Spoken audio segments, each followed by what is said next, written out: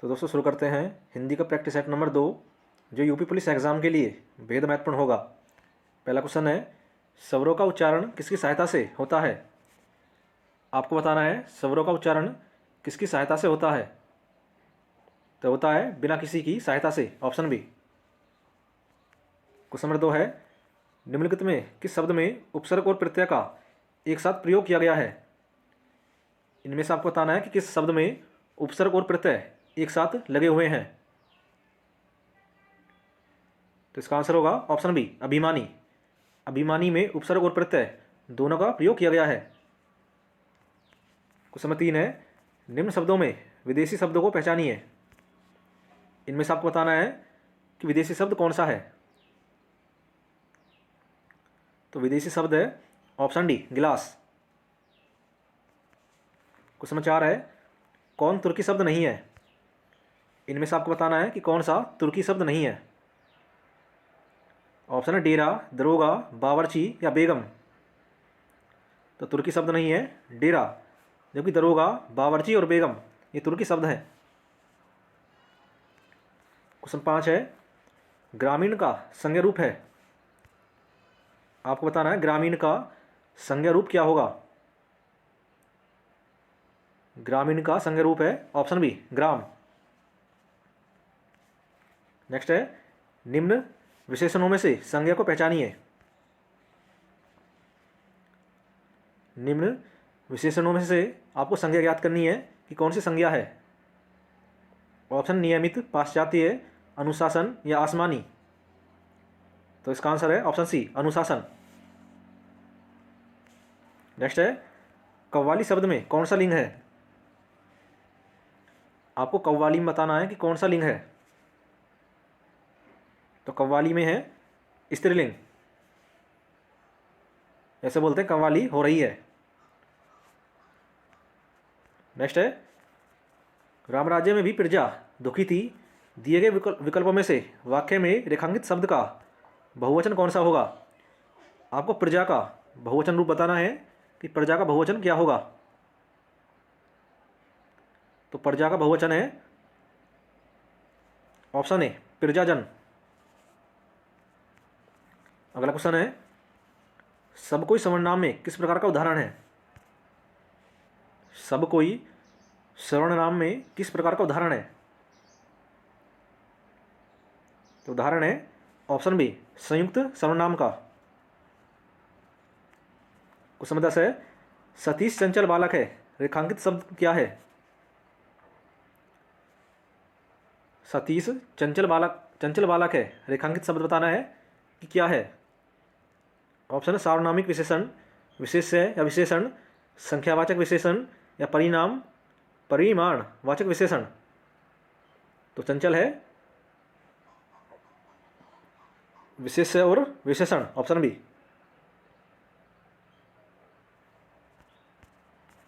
अगला क्वेश्चन है, निम्न प्रश्न में वाक्य के संरचना के आधार पर उनके भेद बताइए। रवि दीवार रंगने लगा है। तो आपको बताना है रवि दीवार रंगने लगा है। भेद बताना है आपको। तो इसका आंसर है ऑप्शन ए, संयुक्त क्रिया। इस वाक्य में संयुक्त क्रिया का प्रयोग किया गया है। नेक्स्ट है, निम्न से कौन सा कृतवाच्य नहीं दर्शाता है? इनमें से बताना है कौन सा कृतवाच्य नहीं दर्शाता है। तो नहीं दर्शाता है ऑप्शन बी, विनय से चला नहीं जाता। नेक्स्ट है, क्रिया के जिस रूप में क्रिया निष्पादन के समय का ज्ञान हो उसे कहते हैं। क्रिया के जिस रूप में से क्रिया निष्पादन के समय का ज्ञान हो उसे क्या कहते हैं? तो उसे कहते हैं काल, ऑप्शन डी। अगला क्वेश्चन है, कौन सा समुच्चयबोधक अव्यय नहीं है? इनमें से बताना है कि कौन सा समुच्चयबोधक अव्यय नहीं है।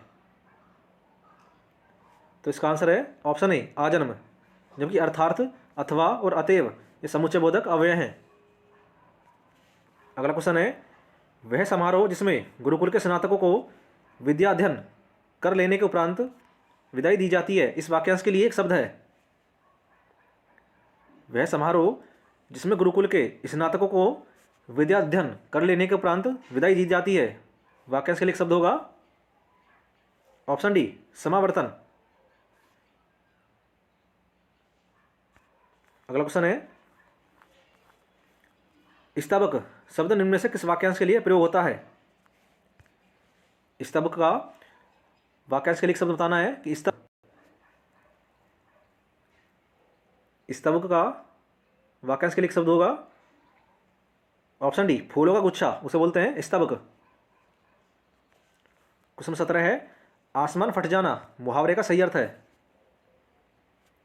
आसमान फट जाना मुहावरे का अर्थ बताना है, तो इसका अर्थ होगा ऑप्शन सी अचानक आफत आ पड़ना। क्वेश्चन नंबर 18 है, गोबर गणेश यह किस समास का उदाहरण है? आपको बताना है गोबर गणेश किस समास का उदाहरण है।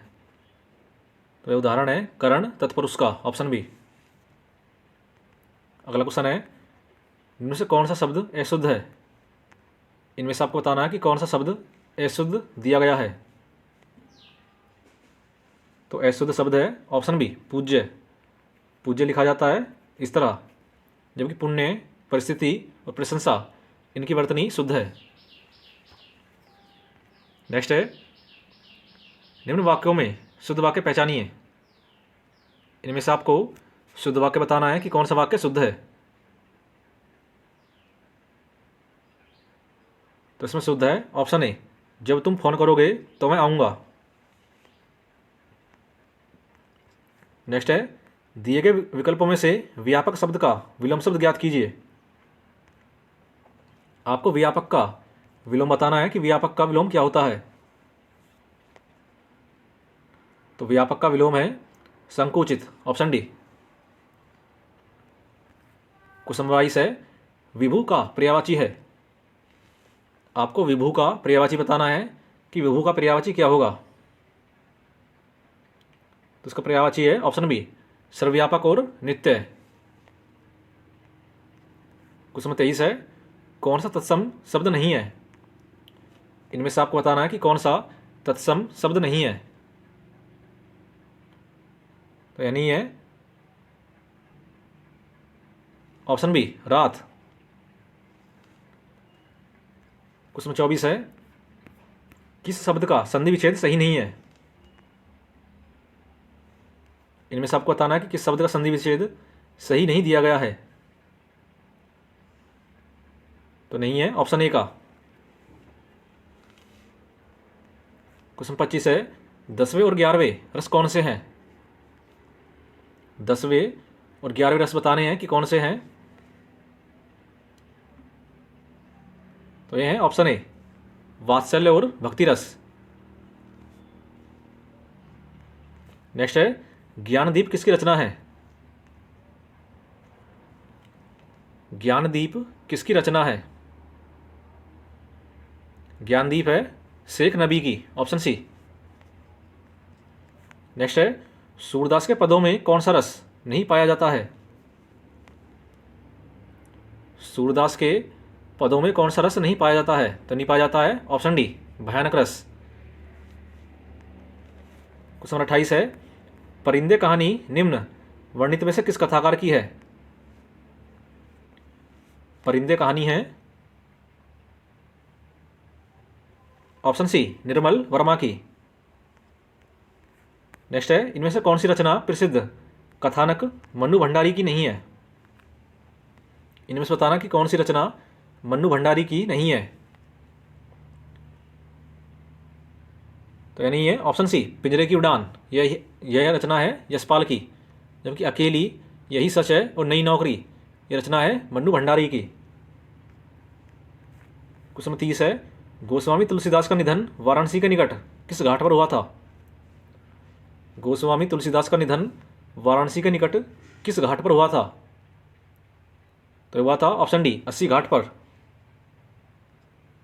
लास्ट क्वेश्चन आज का, जिसका जवाब आपको देना है कमेंट बॉक्स में। गंगा मैया उपन्यास के लेखक हैं। नेक्स्ट, चाबुक निबंध संग्रह के रचनाकार हैं। आपको बताना है चाबुक निबंध संग्रह के रचनाकार कौन है? तो इसका रचनाकार है सूर्यकांत त्रिपाठी निराला, ऑप्शन सी। दोस्तों आज के लिए इतना ही। आपने इन क्वेश्चनों से कितने क्वेश्चन ठीक किए जरूर बताएं और वीडियो को ज़्यादा शेयर करें और चैनल को सब्सक्राइब अवश्य करें। Thank you.